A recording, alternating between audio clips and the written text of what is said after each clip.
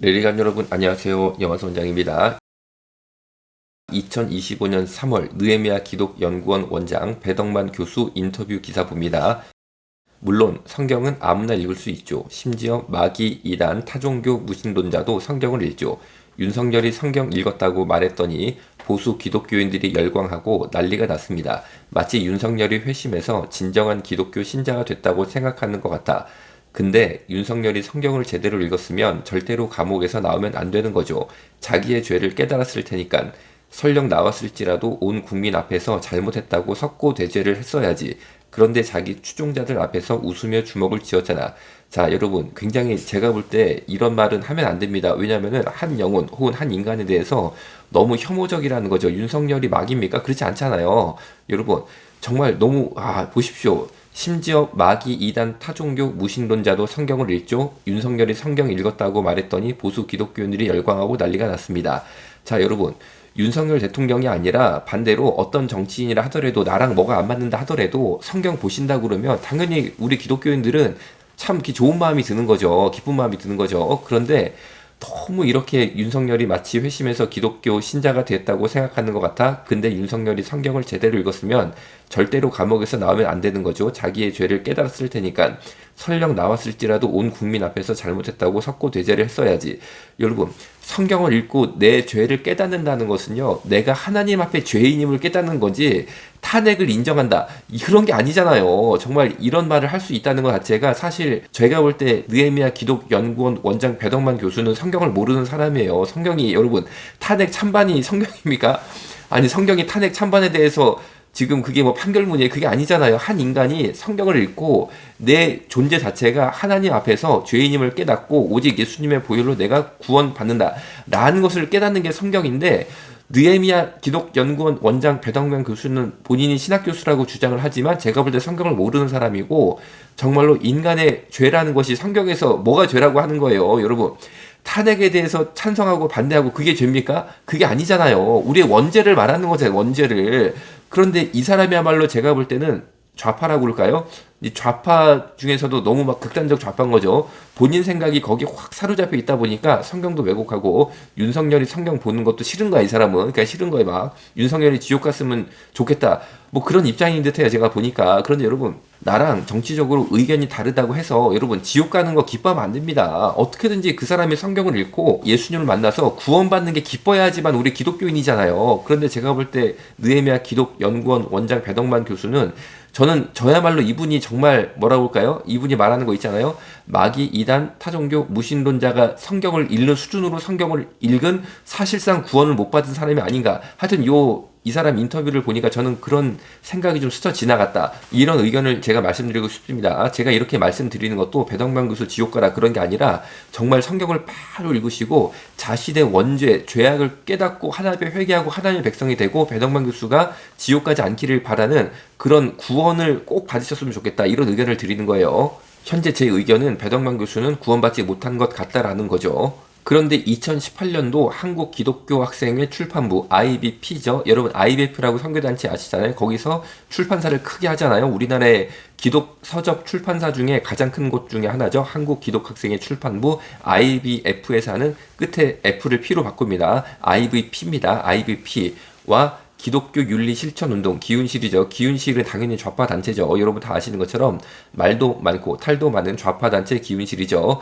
그 둘이가 공동으로 주관해서 짐 월리스의 회심 출판 강연회를 열었습니다. 그런데 이때도 제 눈에는 구원받지 못한 좌파 사상으로 꽉 차 있는 것 같은 배덕만 교수가 기념 강연회를 열었어요. 출판 기념 강의를 하였는데, 책 출판 기념회였지만 엉뚱하게 기사 보세요. 제목이 우파 정권의 맹목적 지지 세력에서 벗어나라입니다.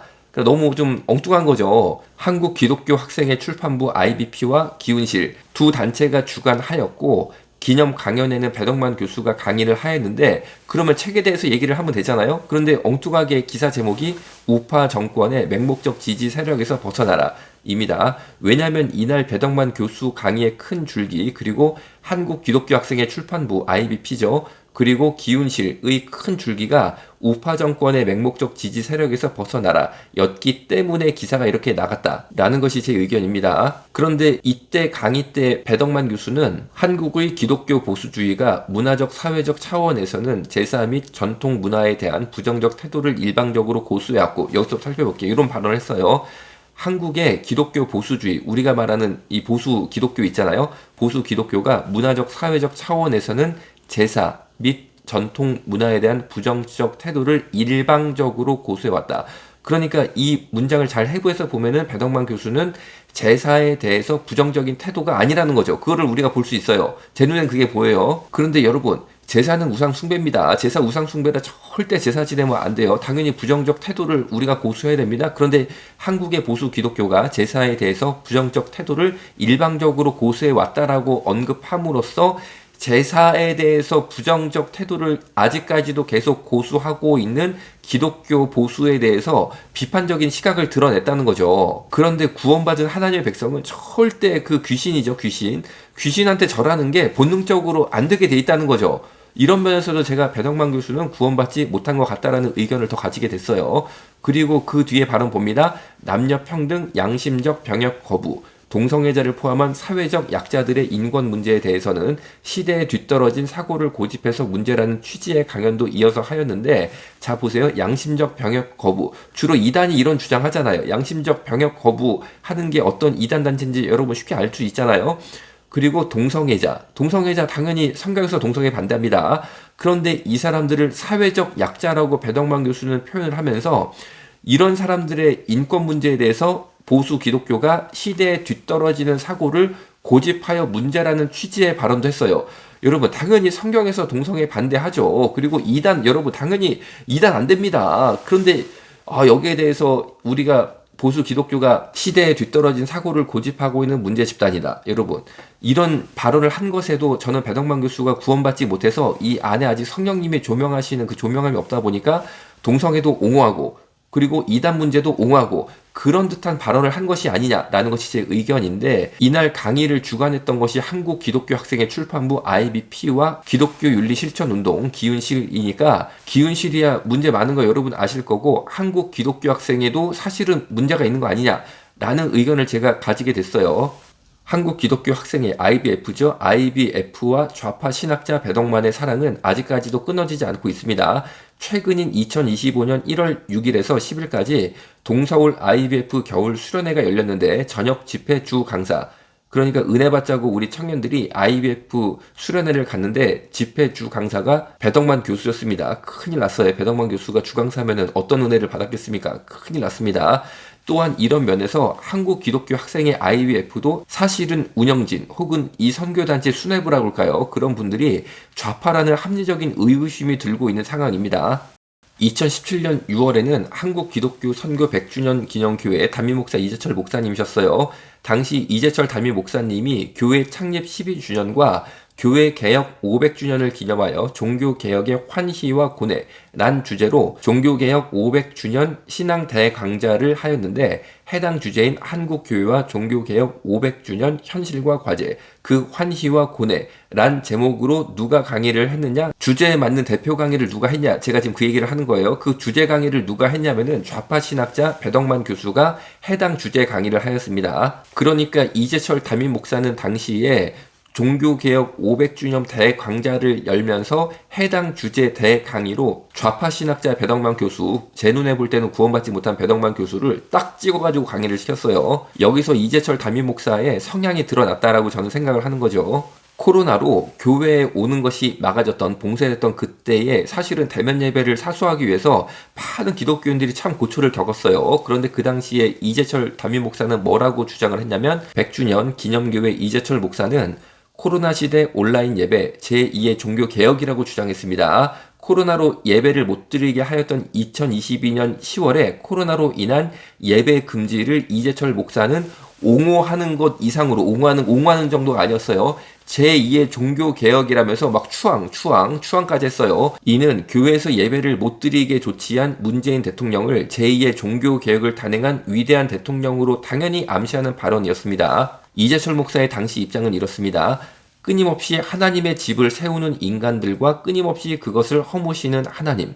그러니까 인간들은 끊임없이 하나님의 집, 예배당, 교회를 세운다는 거죠. 그런데 하나님께서는 끊임없이 예배당을 허문다. 당시에 예배당 허문다는 게 뭡니까? 예배당 올 필요 없다는 거예요. 집에서 그냥 온라인으로 예배 드려라. 이게 이재철 목사의 핵심이고 그것이 바로 제2의 종교개혁이다. 하나님의 집을 인간이 세우지만 끊임없이 하나님께서는 그 하나님의 집, 인간이 세운 예배 처소를 허무니까 제2의 종교개혁으로 이제는 예배당이 모이지 말고 문재인 대통령이 제2의 종교개혁을 단행하는 것이니까 집에서 인터넷으로 그냥 뭐 스마트폰 같은 것으로 다 예배 드려라. 이것이 바로 제2의 종교개혁 시대이고 이 제2의 종교개혁 시대가 이제 열렸다. 앞으로 계속 이렇게 될 것이다. 이제 인류 역사는 예배당이 오는 시대가 아니고 온라인으로 집에서 컴퓨터로 핸드폰으로 예배 드리는 시대 온 것이다. 이런 주장이었어요. 계속 이재철 목사 입장 읽어드립니다. 무엇에도 구속받거나 예속당하지 않고 영과 진리로 예배 드리기 시작하는 기회가 도래한 것.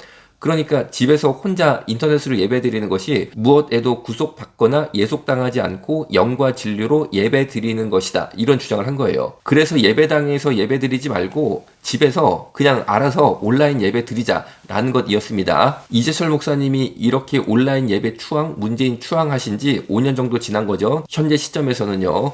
그러면은 여러분 한 5년 지나고 나서 보니까 정말로 제2의 종교개혁이었습니까 여러분? 온라인 예배 드렸던 게 제2의 종교개혁이어서 지금 교회 다 문 닫고 사람들이 온라인 예배 드리면서 성령 받고 은혜 받고 응답 받고 하나님 만나고 있냐고요.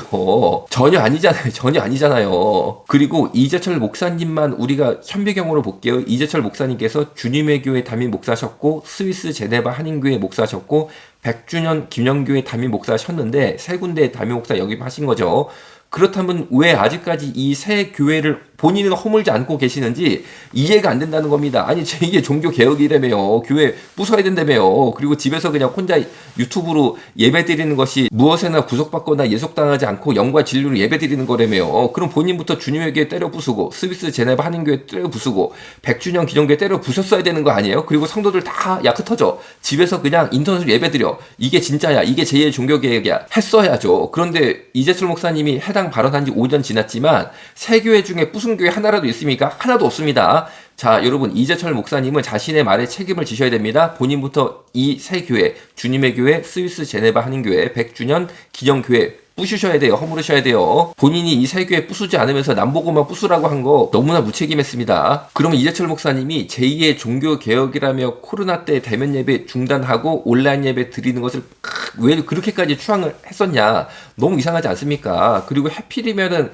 종교개혁 500주년 신앙 대강좌의 주제에 딱 맞는 대강의를 좌파 신학자 배덕만 교수에게 맡겼느냐. 너무 이상하지 않습니까? 이런 흐름을 보면은 제 의견에는 이재철 목사는 좌파예요. 좌파. 간단합니다. 답이 나옵니다. 그러니까 배덕만 좋아하고 문재인 대통령 좋아하니까 문재인 대통령이 지금 온라인 예배 이거 밀어붙이고 있는데 내가 한번 도와드려야겠다. 내가 충성심을 보여야겠다. 제2의 종교개혁이라고 내가 띄워드려야겠다. 그런 심리가 작용한 것 같다라는 게 제 의견이에요. 저는 좌파라서 나쁘다. 그렇게 단순한 얘기를 하는 게 아닙니다. 그냥 좌파면은 좌파라고 하세요. 괜찮습니다.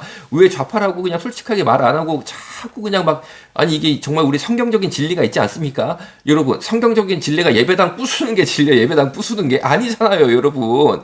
그리고 아니 여러분, 제사 지내는 거 하면 안 되잖아요. 우상 숭배니까. 그리고 이단이 양심적 병역 거부란 이름으로 군대 안 간단 말입니다. 아니 그거 괜찮은 거예요? 이단 괜찮은 거예요? 아니지 않습니까? 그리고 윤석열 대통령이 어쨌든 간에 구치소 들어가서 성경책 봤으면 한 영혼이 성경 보고 예수님 만나는 거를 기뻐해야지. 그걸 가지고 저거 잘못된 거다. 저거 아니 여러분, 성경 보는 게 뭐가 잘못된 거예요? 그럼 불경 보면 좋아요. 불경 봐야 돼요. 불경. 참나.